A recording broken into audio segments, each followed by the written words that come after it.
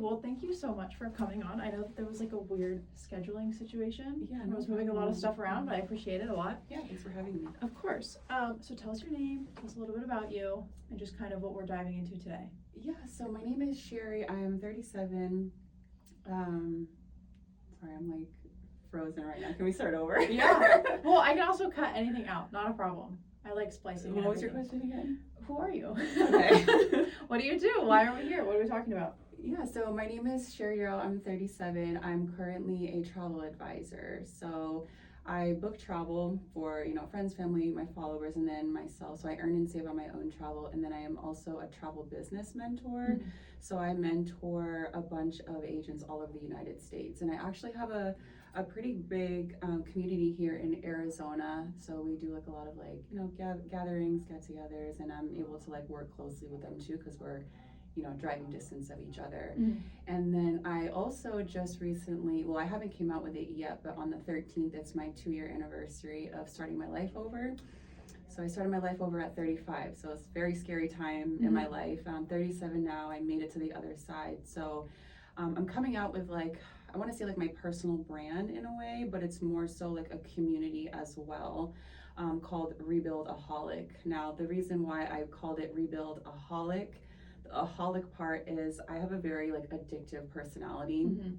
So when I want to accomplish something, or if there's anything in life that I want, I'm addicted to getting it. Yeah. And I won't stop until I get it. So the last 2 years I've been really rebuilding my life and I've been addicted to it. Mm-hmm. So I called it Rebuild-aholic, and I just recently dropped a free checklist for my followers, basically for people that are looking to start over, are starting over, or just rebuilding from where they're at and they don't know where to start. And I went back on I wouldn't call it sales, but my downloads, and there was over 100 people that downloaded it, and I didn't really realize how many people have or are going through the same things that I went through 2 years ago. So I was like, wow, it was crazy. I didn't think I was going to get very many, especially starting. I haven't really dropped it yet. I'm just coming out with the checklist. It was like a pre. It was a pre, situation. yeah. Okay. And so now, the past 2 months, I've been working on a blueprint. So it's called the Rebuild-aholic Blueprint. What was it? 53 pages. But inside of it is a 30-day blueprint of basically what I did to rebuild my life. So everything from mindset to the physical changes. But at the end of the day, in order for you to change your life, you need to change your mindset. Without the mindset, you really can't do anything. And I've learned from that. And so I feel like I'm a walking blueprint of that, because when I first started my life over at 35, I was at rock bottom. I had left a very abusive relationship, and I didn't know what I was going to do with my life. So I came to Arizona from San Diego with my dog, my clothes, and a savings, and I had no plan. I literally just got the next opening apartment and moved from a 2-story home all the way to, a 1-bedroom apartment. So it was very humbling, but it was something that I needed for myself, and I would rather honestly live in a shack than live with an abusive person. Right. So yeah, I just took the last 2 years to really rebuild from the ground up, and starting with my mindset. And 2 months into being in Arizona, I came across the travel industry, and I'm a very big traveler. I love to travel. And when I moved here, I didn't really have a plan or a sense of direction. I have my degree. I have all these different accomplishments and niches that I could go towards, but I knew I needed, or I wanted something else. There was something missing. And 2 months into being here, that business came knocking on my door, and it was kind of a sign from God. He was like, here, do what you want with it. This is yours. And it's funny how that works too. Yeah. And so I'm not going to lie though, the first 6 months, I really didn't do much with the business. I was going through a lot of mental battles within myself, the healing, the grieving, and it was a lot. And so, yeah, 6 months later, I was in Thailand, and I was just sitting on the beach, and I'm like, I can't keep living like this, mentality wise. Physically, I was fine. I was happy in my new environment, but I didn't have that mindset. And I was just like, you know what? I'm going to just stopped feeling sorry for myself at the end of the day. I started getting a lot more involved with my travel community because they're super supportive. And yeah, ever since then, I've just really built like a life of freedom for myself. And I do a lot of social media stuff too, like brand deals, affiliate marketing, and all that stuff. So yeah, I'm here today kind of just sharing my story and kind of encouraging women and even men, honestly, because a lot of men have bought or downloaded my blueprint.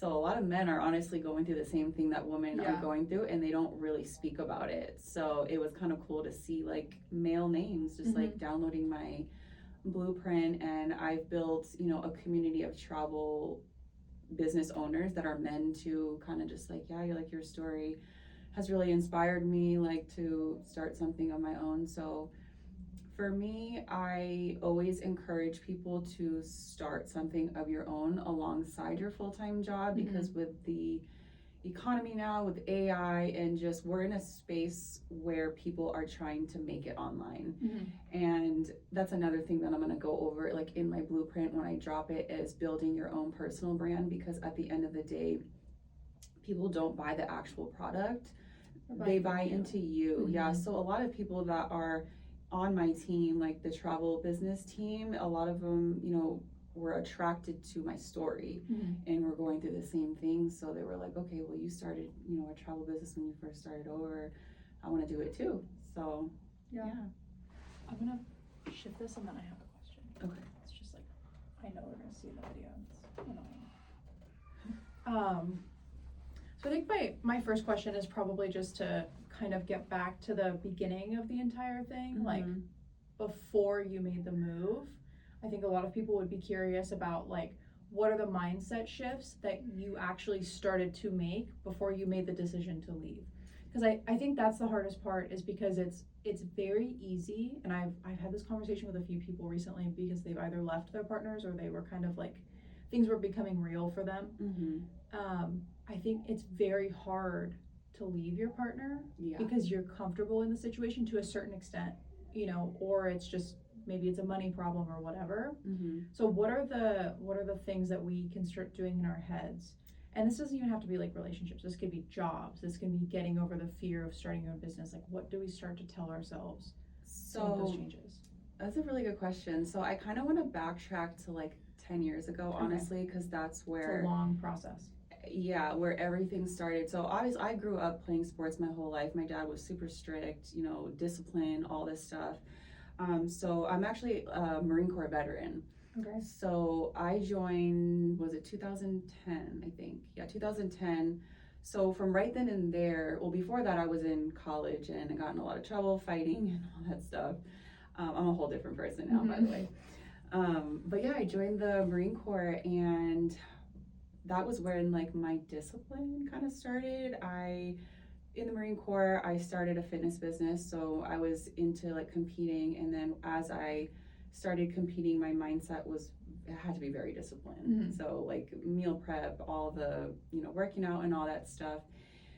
And then I started getting a lot of like modeling job offers for different fitness magazines. So like my mindset and discipline had to increase even more. So, you know, throughout those years, that's kind of how everything started. And then I want to say towards the end of like my fitness career, I guess you could say, I got into the relationship that I was in. So I was in that excuse me.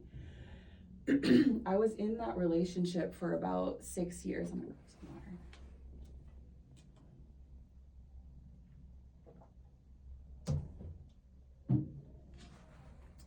Okay. I was in that relationship for about 6 years. Red flags from the beginning, but I ignored it, and don't we all? Yeah, we all ignore it, right? Because we want to see the best in our partner and everything. But yeah, towards the end of my fitness career, I got into the beauty industry. So I've been a licensed esthetician for about 8 years now. So I also have my own virtual skin consultation business, and I stopped kind of the fitness thing.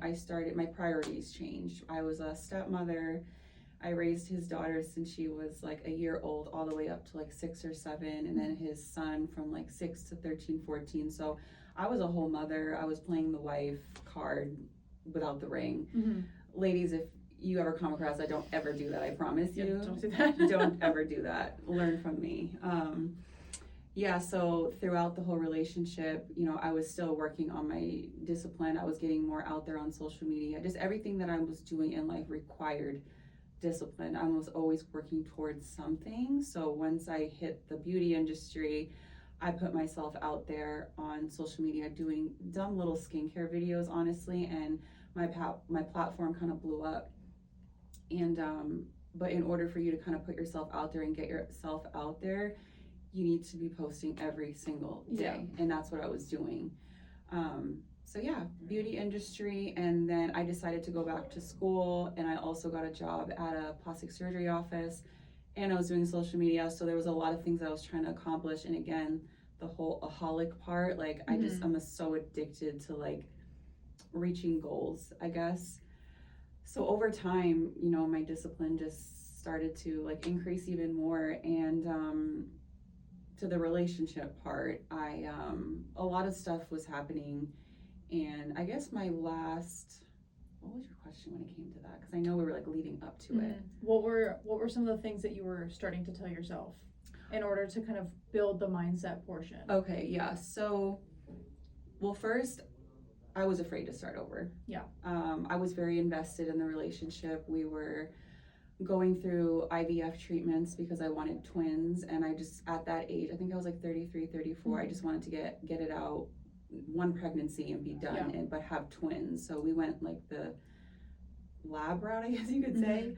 So I had a miscarriage my first round, my last two, they didn't work, so I was a whole mess. So I was like, I'm gonna stop that. And then still during that time, you know, abuse, mental, all the things, but I was still in it because I'm like, I'm already in this. I'm afraid to start over. I just want a family. Maybe if I'm pregnant, he'll change. So a year before I actually moved here, I had actually ended things with him, and I had a place locked in Arizona, and he talked me out of it, and I stayed for another year. So again, I knew I needed to do that, but I was scared, and you know, he was gaslighting me, all that stuff, and I decided to stay for another year, and I got pregnant naturally. And I was like, okay, this is it. Like, maybe he'll change, you know, I don't have to start over, even though like deep down I knew I should not be having a baby with him, and I needed to get out of my situation. And so, yeah, just the past 6 years, I was just afraid to start over. And my last straw, which I kind of want to point out, there's some people where it takes you going through something traumatic to be like, okay, I'm ready to start over now, or I'm ready to go, or something like that. And I always just encourage people to not get to that point. If you're feeling it, do it, because I felt it years ago, and I wasted so many of my years. I wasted all of my 30s. I'm 37 now, single, no kids, you know, like still learning myself and healing and rebuilding. And honestly though, I'd rather be where I am right now with no husband, no kids, with the wrong person, than be where be where I used to be. So yeah, I hope that answers your question. Yeah, I think it's also important for a lot of people to keep in mind that the time is going to go by anyways, and like that's a phrase that I keep seeing online often. I actually posted a video about that before. Yeah, because a lot of people are like, oh well, it's gonna, you know, take this long, or you know, I've already spent this much time, like I've already been in it for 6 years or whatever, but the time is going to go by anyway, so you need to ask yourself, what position do you want to be in 3 years or whatever. And if the answer is, I don't want to be in this position in 3 years, then you need to cut it off at some point. And again, like, that doesn't even have to be relationships, that can be jobs, that can be you wanting to start a business, that could be leaving, that could be anything. Like, the time is going to go by regardless. What do you want your next few years to look like, and how do I start working towards that? Yeah, that's a lot of what I preach actually on my social media pages, because I speak to a lot of people every single day about the travel industry, because you know, I mentor, but I also book travel. I'm on the marketing side of things, and everybody's biggest excuse is it's not the right time, or I'm not ready, I don't know what I'm doing, I don't have the confidence. But it's like, in order for you to get that, you need to just do it. So that just comes with afraid to start over. You literally just need to do it. Like for me, I literally just did it. Obviously it took me a certain, situation for me to like open my eyes, but that's what I'm trying to preach to everybody else. Don't wait till you don't have time, because starting something, it's never the right time. You just have to do it. And a lot of people now, like, starting businesses, we're so brainwashed and I guess like programmed to think like, in order for you to be in order for you to be successful, you need to work a corporate 9 to 5. Like, no, you don't. And honestly, a lot of successful people now make more than people that are working corporate. And I'm not saying corporate 9 to 5 is a bad thing, because a lot of my agents on my team work corporate jobs, but they're starting something alongside their full-time job for that financial freedom, or simply just to pay an extra bill. The reason why people start businesses are going to be different from everybody else. So I have everybody from, they want to just pay a bill, an extra bill, and not to stress. Some people start the business to have that financial freedom. Some people just want an extra income. And so that's why, like, just start it. Like, you really have nothing to lose. If it doesn't work out, you can go back to the life you were living, because you have that. So I think especially in the situation where people are keeping their 9 to 5, like, the worst thing that can happen is you just keep working at your 9 to 5. Like, you already have it, and I do the same thing with real estate. Like, I just started real estate. Okay, cool. It's on the side. I have a 9 to 5. I love my job, like my day job. Okay. And people always ask me, they're like, well, is the goal to do real estate full time? And I'm like, I don't know. Like, I like my job, but I'm kind of just having fun building something on the side, and who knows where it's going to go. It's extra income for me. It's kind of fun to meet people and learn new things and whatever. And if it turns into something else, then great.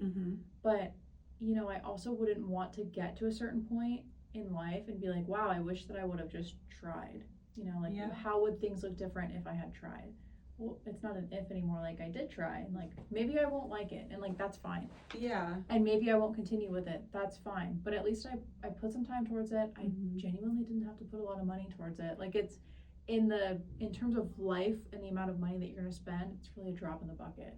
Like, well, that's the thing. A lot of people don't want to invest money. Like, I speak to a lot of people, about the travel industry, and yeah, it's an investment, but it's so low with what we have access to. Like, we have access to a whole booking platform. Okay, so if you're already traveling, it's like literally a no-brainer. And that's the reason why I started the business, was because I wanted to earn and save on my own travel. I didn't care to book travel for other people, but it quickly turned into a business when I decided to take the business serious.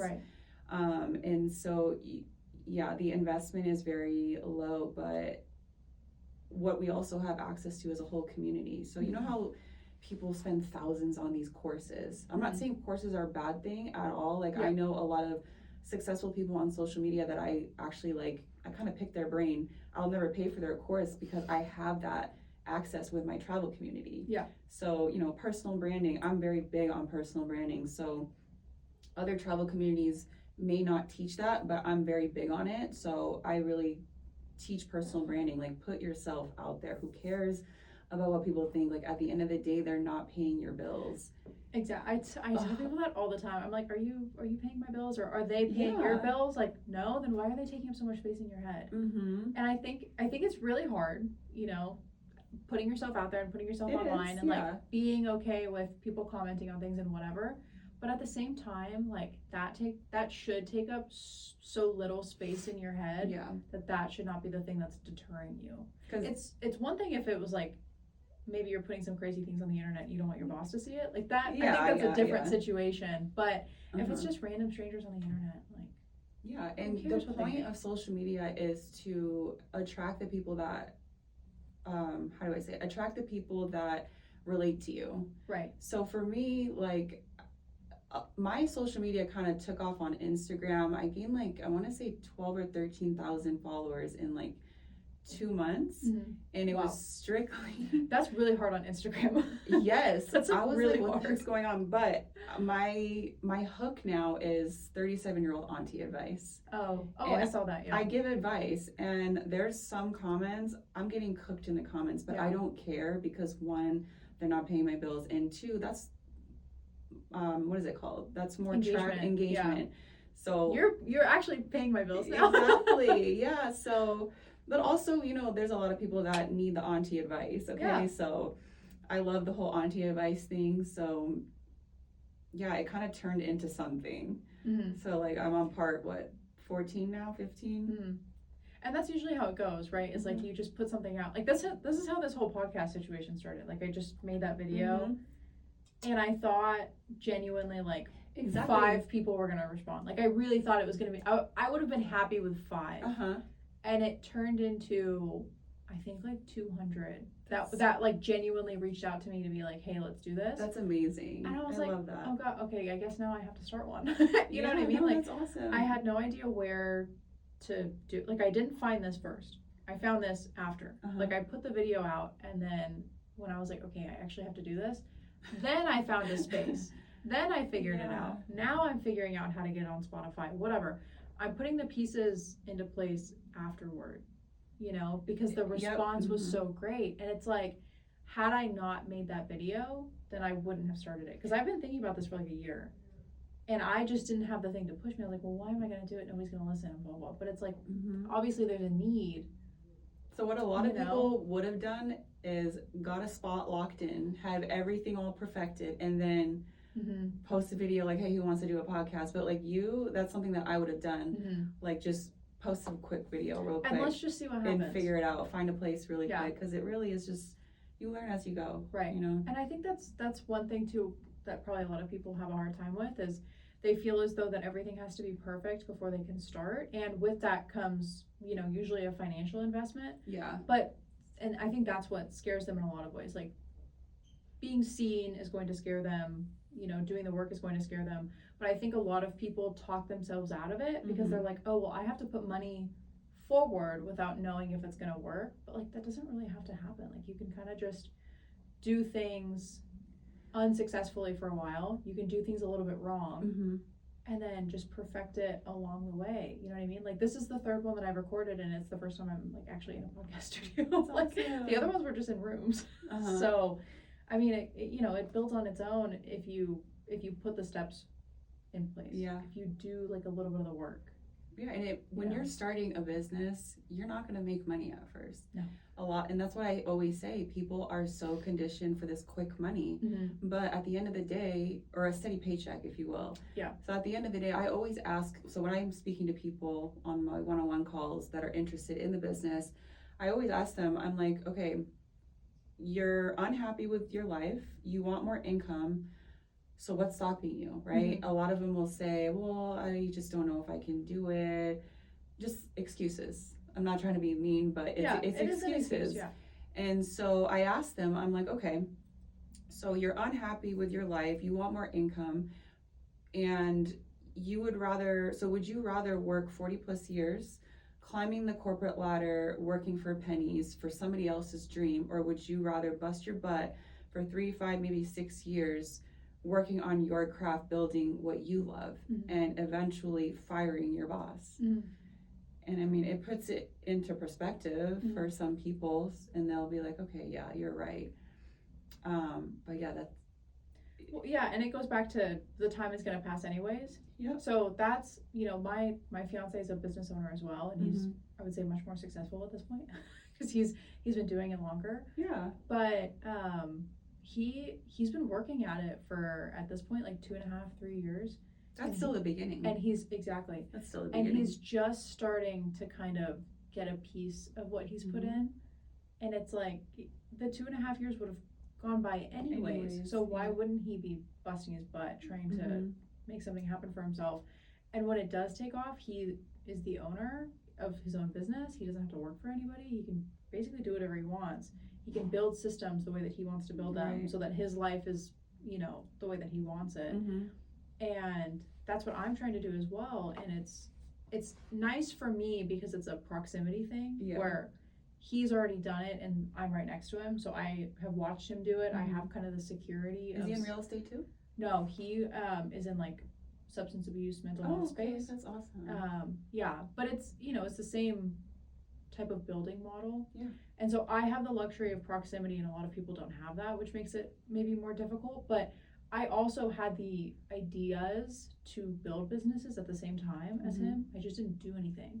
So this is also, wasted time. I know. I'm just kidding. So this is also kind of an eye-opening experience for me as well, because I mean, I wasn't in the headspace at the time to start things. I wouldn't have been able to commit. Yeah. However, it's very stark to me to see it, that like, had I been doing it at the same time, where would I be now? You know what I mean? Exactly, yeah. So it's very interesting, and I think a lot of people just don't have that proximity to people. A lot of people are in environments where everybody is doing the 9 to 5, and everybody is saying, oh, but it's too scary and you can't do that. And everybody's kind of in this same area, and so you get maybe even more scared to go out of it, because then now you're kind of a black sheep situation. You know? And another thing I've kind of noticed with my travel business is that a lot of people like to listen to people that are not in the business. People that have been in the business and quit, they say it doesn't work, but the person has only been in the business for like 2 months. It's like you have to put in the work type of thing. So it just never made sense to me. When I first someone approached me about the business, and I didn't really listen to anybody outside of the business. I wanted to listen to people that were in the business, and you know, I loved it. I'm so glad I listened to them rather than people in the outside world, because they don't know what they're talking about. There's success in the business. You just have to put in the work. So the travel business, it's effort based. Right. So you, just like real estate, it's effort based. If you don't put in the work, you're not going to get paid. You're not going to get anything. With travel, if you don't put in the work, you're not going to get paid. So I'm trying to change everybody's perspective when it comes to starting anything. It doesn't have to be travel. It doesn't have to be real estate. Literally anything that you want to do, building your personal brand. Like now, building your personal brand is what's going to get you somewhere in life, because right now with AI can't replace you. Right. So that's why, you know, with my Rebuildaholic brand, I literally don't have a plan with it. I have the checklist. I'm coming out with my blueprint on the 13th, and then I have some sort of like community, like I don't want to call it a mentorship thing, because I'm not a coach. I'm not like a life coach or any of that. It's just like a community. But I don't even have that set in stone, but I'm just going to do it along the way and figure it out, because that's what I've done the past 2 years, is just figure my life out as I come across certain things. But I've just learned not to waste time. Right. I'm 37 now. Like, I have no time to waste. So I'm just going to roll with the punches. If it doesn't work, it doesn't work. But when I first came out with the checklist, I'm like, no one's gonna download this, and so many people have downloaded it. And it was simply me just saying, hey, there's this checklist. Yeah. And I went into detail about it, but And that's a really nice temperature check as well, to kind of just put stuff on the internet and be like, what can catch, you know? Yeah. Especially if you're just talking about the things that you already find interesting. You're going to talk about them anyways. You might as well record it and put it out and just see what happens, you know. And that doesn't mean that everybody's going to become an influencer and everybody's going to become a content creator or whatever, but it may be a situation where you meet people online that have a couple more answers than you do, and then you can pivot in a certain way, right? Like, maybe that is what happens. Maybe it's a bit of a confidence booster. I will say honestly, like, recording myself was terrifying when I first started doing it. When did you start kind of like talking on TikTok? It was like 2 years ago. Okay. And I wasn't very consistent with it. I would say probably for the first year, I was like very scared the whole time. I hated hearing myself talk. I hate it too. I was like, I literally can't stand this. And now, like, I get comments and messages from people all the time where they're like, wow, you're so natural on camera. You seem natural. And it's because I just made myself do it. It was like basically exposure therapy. It was like terrifying. I would make sure that my fiance was out of the house.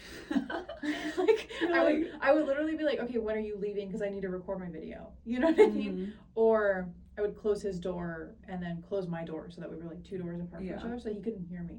Because I was like so like scared. I was like, what am I talk to him all the time, like, what am I afraid of?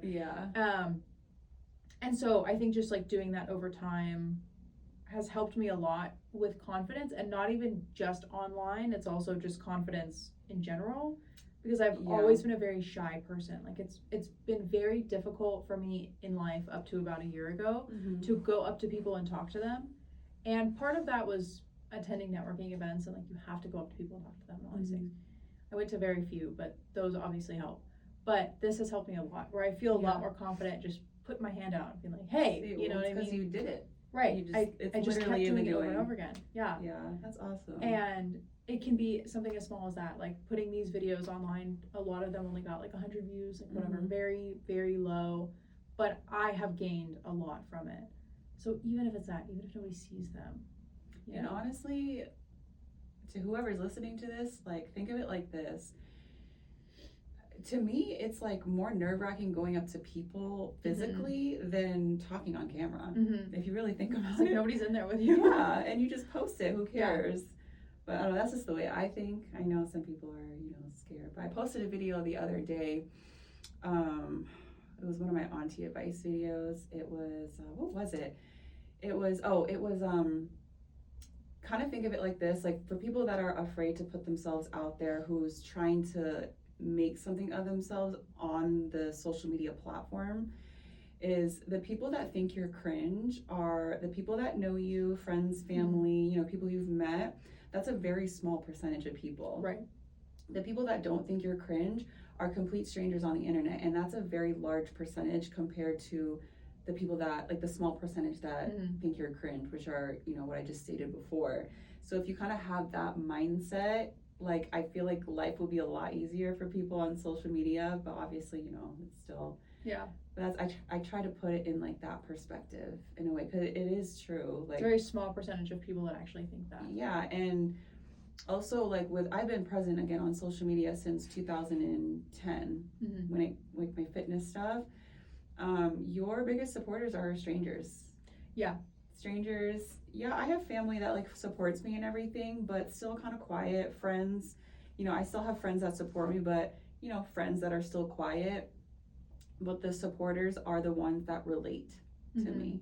They're super supportive. Like, your strangers are your biggest supporter. So. And I think another saying that I see online a lot is, it's only cringy until it works. Yes. That one too that I really like, where you do have those people around you that are going to say like, oh, like, I remember my sister always would say that to me. Like, she doesn't do it anymore because she likes posting TikToks too, but she was like, oh, you post so much. Like, I hate seeing you on my FYP. And I was like, okay. And so like that was kind of, But then now that they're getting more views and more engagement and everything, I think she's kind of excited because she's like, oh wow, like, if I just keep doing it, then something great will happen, And again, like, I don't have a lot of followers. It's not like my engagement is super high, but it's actively growing. And so that's kind of like a temperature check. Like, that means that I'm doing something right. People are responding. Yeah. And the hard work is paying off in some type of way. Yeah. So it takes a while. But. Yeah. I'm just very passionate about building your own personal brand, especially in the travel space. Like I said before, like, people don't buy travel, they buy into you and what you're doing and what you're building. So like I said, I've attracted a lot of people that relate to me. So they're like, and I love travel. Travel's not going anywhere. It's always going to be a thing. It's not like a physical product where you're like, hey, like, buy this and all the things, like a viral product. Like, travel is always going to be a thing. And so building a life around the industry is, like, to me, like, the best idea ever. So yeah. And it's good for repeat customers too, because every time they go on a trip, they come back to you. Whereas like with a product, they buy the one product and they're like, okay, I'm good.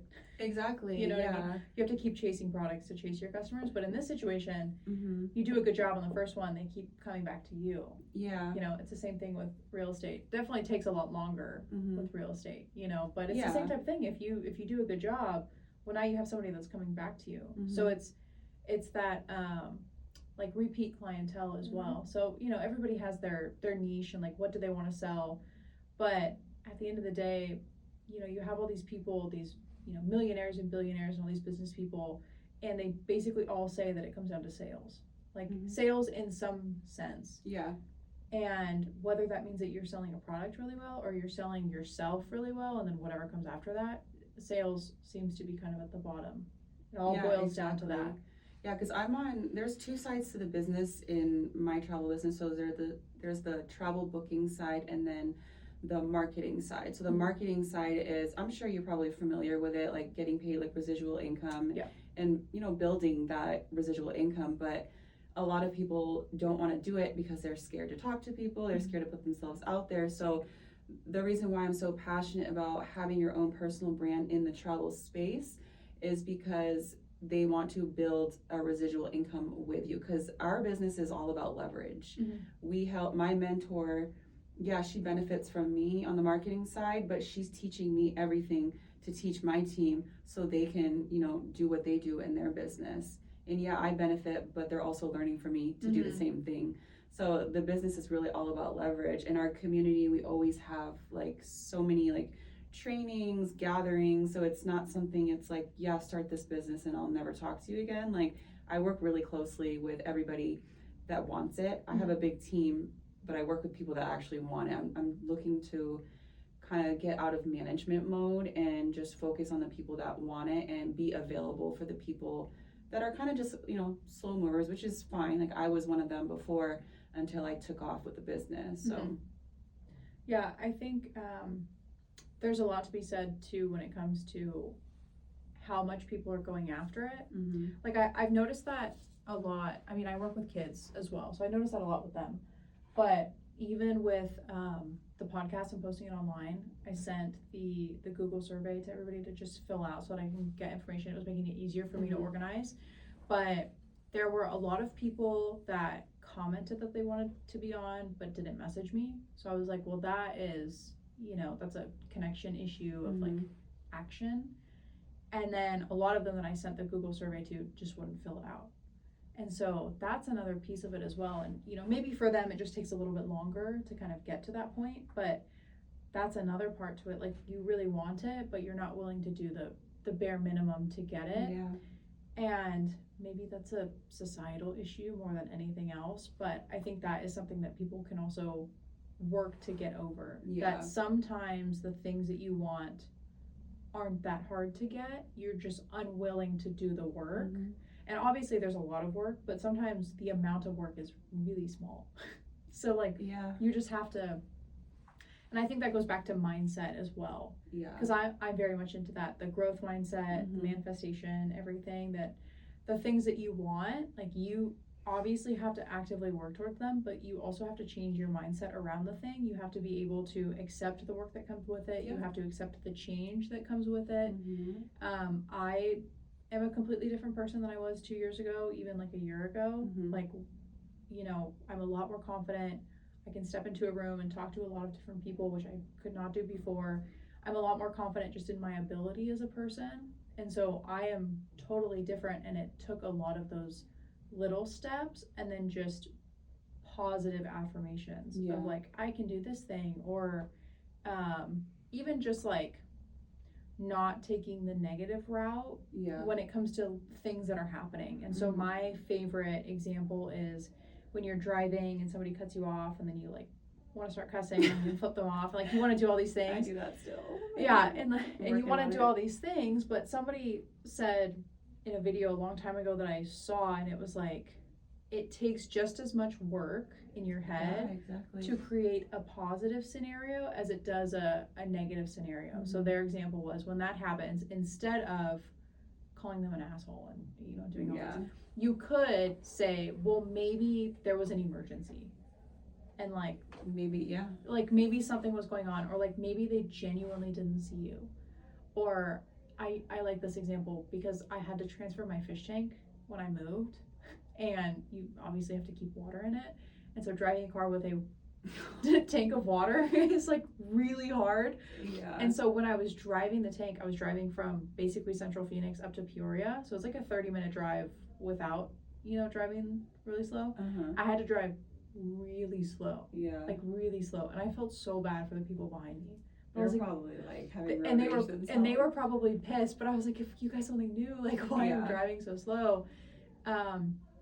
So I think it's also a perspective shift as well of like just having a little bit more patience for the people around you. That really does shape your day.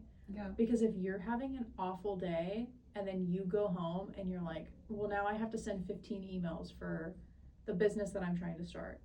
No, I'm not going to do that. Oh, well, I mean, 15 emails doesn't really take that long, but like you're in a really bad mood, so you're not going to do it. And that's that step towards something. Like maybe those 15 emails are the answer to all of your questions. You know, and in terms of work, that's like really not a lot of work. It can maybe take you 15 to 20 minutes to send those emails. You know what I mean? But I think a lot of people see it as like this giant thing of, well, that's the obstacle and I can't do that. It's like, but you can. You know what I mean? Like you totally could. You just choose not to. Yeah, you choose not to, and then you ask yourself why wasn't I able to do this, or like why didn't it work out for me? And then I think that's how you get into that victim mindset, you know, which is a very unfortunate reality for a lot of people. Yeah, I had a victim mindset so when I first started the business for 6 months, I had a victim mindset for sure. I was blaming the business because it didn't work. I was, what else? I was just feeling sorry for myself, sulking, oh my gosh, why did this happen to me? But still trying to work on myself at the same time. And finally I was like, what am I doing? Yeah. Like, it's nobody's fault but mine. Right. So after that, I was like tunnel vision, and I've just, you know, skyrocketed through, I guess, the milestones in the business and stuff like that. Oh, sorry. So, and now I'm working on my personal brand. So it's been a fun journey.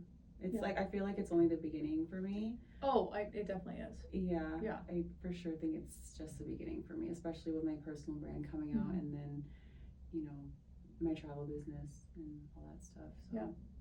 So I think for a lot of people, it's those small steps forward of just changing the narrative to something more positive, making the small steps towards whatever their goal is. Like, I think that's another thing that really scares people. And again, I see that a lot in my kids, especially because a lot of times they're behind in school, and so there's just a lot of work.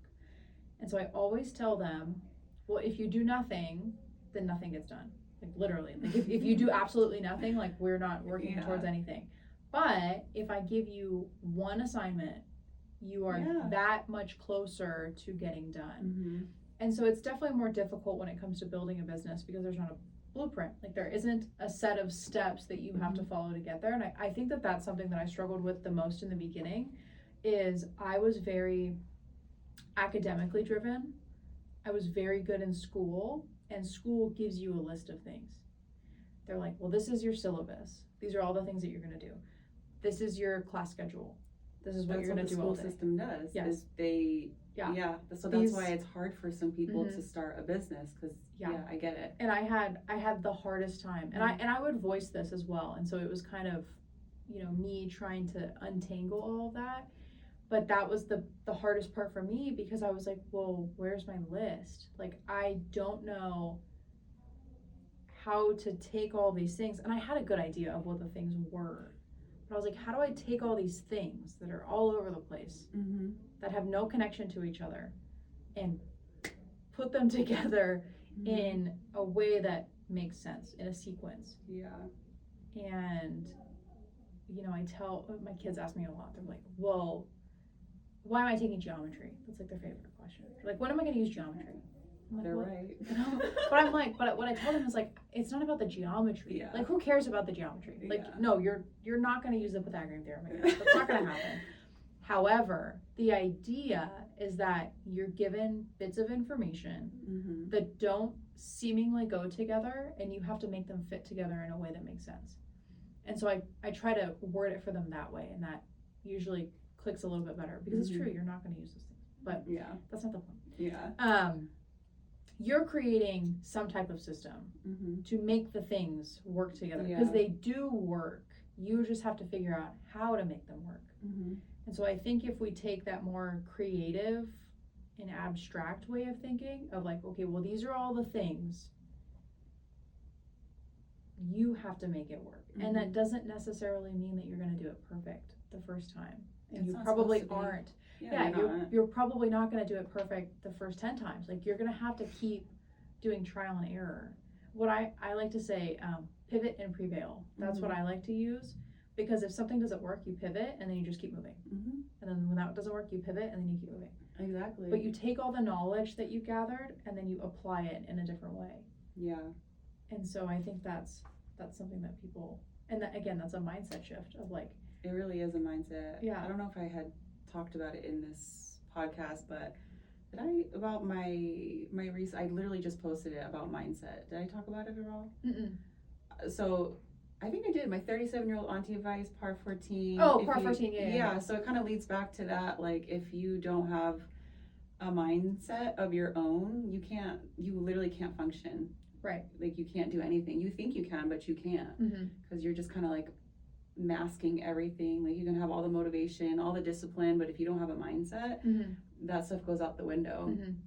And so, my checklist, like the free download, it really asks people questions that they've been avoiding for years. So I like to call people out, but in a loving way. I like to really just kind of put people in their place, because I did it myself. I'm not going to tell someone what to do if I never did it. Right. So, like, in my checklist, it really kind of calls people out and forces them to look at themselves in the mirror. And that's the starting point, though. And then that kind of leads into my blueprint of the 30-day blueprint type of thing. And then after that, obviously, I still have to plan something, like what I'm going to do. But, it's just, I just wanted to put it out there now, because the 13th will be my 2-year of starting my life over. That's awesome. Yeah, so I'm really excited. Yeah. And I think that's a testament for a lot of people too, that like the 2 years was going to go by anyways, and look at how much change has been made, and so much has changed. How much happier you are, how much of a better position you're in, the community that you've built, the business that you have built around you. Yeah. The time was going to go by anyways. So like, why wouldn't you take advantage of the situation? And everybody has their own advantages, and I obviously there are a lot of people that are more privileged than others, but to some extent, everybody has an advantage that other people don't have. Right, yeah. So whether that is that you were born into a community that's really tight-knit, or maybe you have people around you that are very business-driven, and sometimes that's, an annoying thing on its own to like have to go to the people around you that have already done it. Like maybe sometimes that doesn't feel good, but that's the proximity part of like you're next to the people that have already done it, so you need to ask questions. There really should be no excuse. Right. Everybody has some type of advantage in some way if you look for it. And sometimes it takes a little bit more work, especially if you're already caught in the victim mindset. If you can't look for the positives, then there's not a whole lot anybody can do for you. But like when you start making those shifts, you start turning everyday situations into something positive, the doors start opening in a lot of ways. So I think that's another really important thing. Yeah, no, I agree. For sure. What is, I think maybe just to get people excited for the blueprint, what are maybe some of the things that would be mentioned in it? Oh, there's a lot. Like maybe like one thing. Looking at yourself in the mirror. So every single, like for 30 days, there's a task. Some of the tasks are going to sound very minuscule, but it's for a reason. Yeah. It's literally for a reason. It's digestible. Yeah. So basically tasks, every single day for 30 days. And after you complete the task or the challenge, if you will, I left a space underneath and I asked certain questions like, okay, after you did that, like what is going through your mind, and to write it down and kind of have it on a piece of paper. So that's kind of how it is, like the 30 days, but really it's like a self-reflection, but also having it written down so you can like read it and like make the changes that you need to make. Because in there it talks about one, obviously your routine, your mindset, the people you're around, your environment is what shapes you. That is why I don't have, my friends right now actually are either business oriented or in the travel space or working towards something. If you're not doing anything, if you're doing something outside of that, I can't talk to you. Like it's not in a I'm too good for you way. Like I just have goals that I'm trying to reach. It's the proximity situation. Yes. You want to be around people that are working towards the same thing so that you can rub up on each other. Yeah.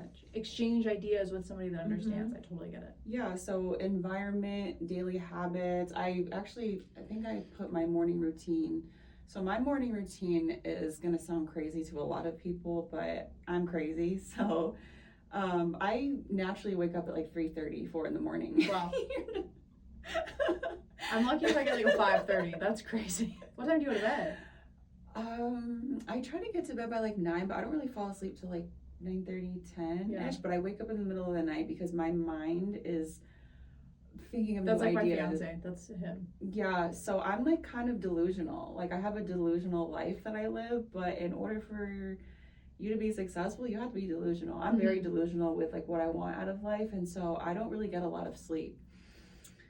So I'm getting that checked out so I can get the right amount of sleep, but it's also working in my favor because I'm up before the world. So I get up at 3:30, 4 in the morning.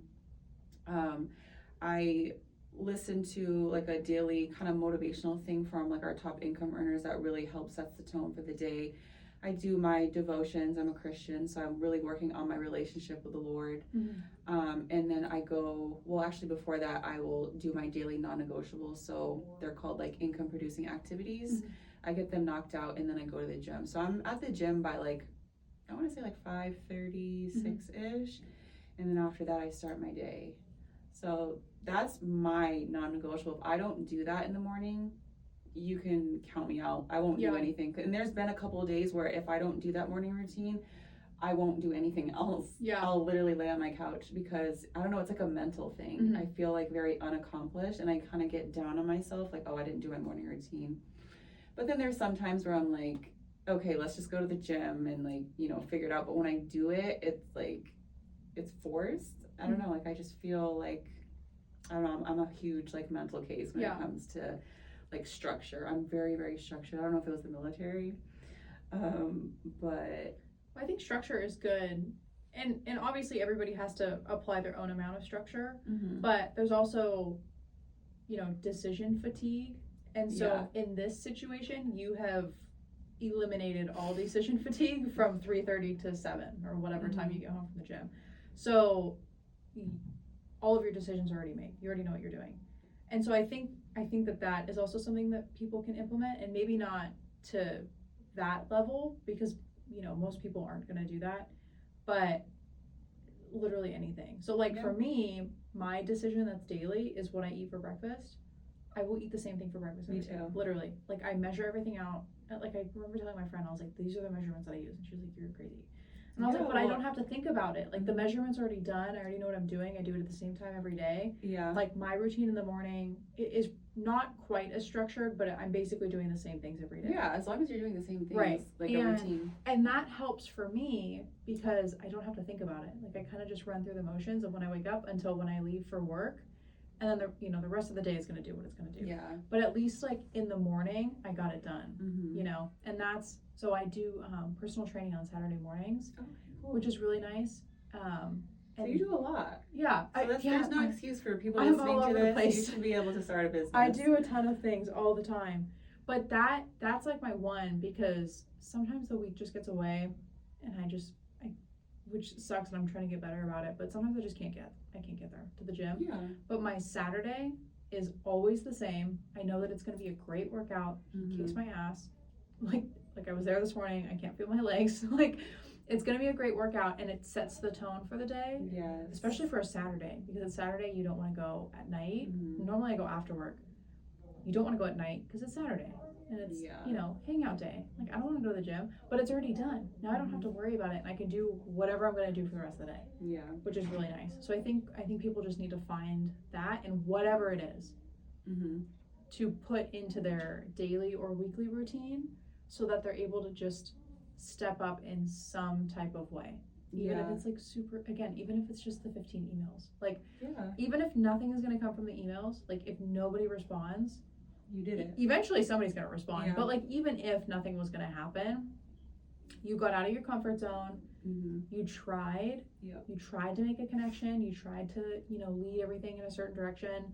And it genuinely doesn't require a lot of work. So basically, like, the blueprint, it gives a person structure. So Mhm. the checklist is more so like calling you out, like you got to answer these questions about how you've been living your life to kind of know, okay, like I have a problem type of thing.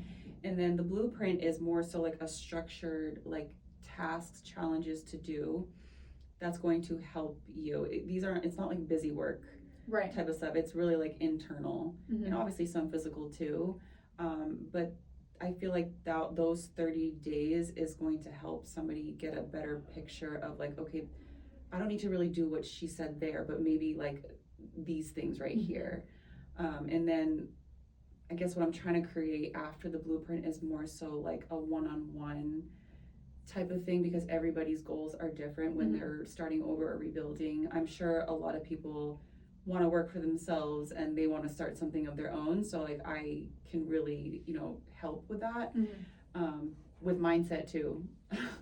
With mindset too, for sure. So yeah, I think the blueprint it's very low ticket too. I'm charging $37 because I'm 37.